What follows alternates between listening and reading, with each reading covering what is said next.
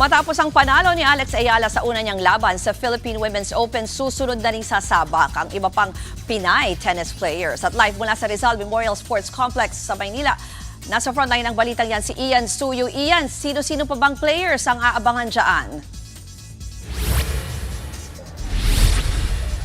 Ruth, ilang sandali na nga lang, inaasahan na natin na magbabalik aksyon na ang mga netters na inaabangan natin dito sa pangalawang araw ng main draw ng Philippine Women's Open. At kakatanggap lang natin ng ulat na suspended nga yung mga matches. Originally scheduled yan alas 2, pero dahil nga sa bahagyang pag-ulan, ire-resume na lang daw ang mga laro ng 3:30 ng hapon. Pero sa kabila niyan, ang mindset ng mga players sundan yung impressive performance na ipinakita ni Alex Ayala kagabi.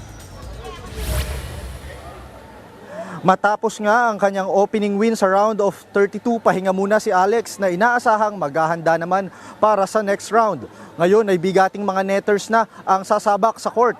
Una nga dyan, ang first seed at world number 42 na si Tatiana Maria ng Germany, nakalaban si Leyla Jeanjean ng France.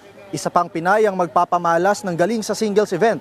Yan ay si Kay-Ann Emana, nakatapat ngayon si Tatiana Prozarova. Mamaya naman ay sasalang na ang fourth seed na si Donna Vekic ng Croatia. Matatanda ang 3 beses nang nakalaban ni Ayala si Vekic, kung saan lahat ng laban nila ay naipanalo ng pambato natin. And this time around, umaasa nga si Vekic na sana raw ay suportahan siya ng Pinoy fans, lalo't kilala na siya sa social media bilang Tita Donna. Sa singles match naman, susubukang bumawi ni Elizabeth Arbaquez at Tenny Madis sa kani-kanilang mga laro mamayang 7 p.m. Ruth, kahapon nga ay nabigo itong si Abarquez at si Tenny Madis sa kanilang kanya-kanyang mga laro sa singles event, kaya inaasahan natin na babawi sila sa harap ng home crowd. Yan muna ang latest mula dito sa Rizal Memorial Sports Complex. Ruth?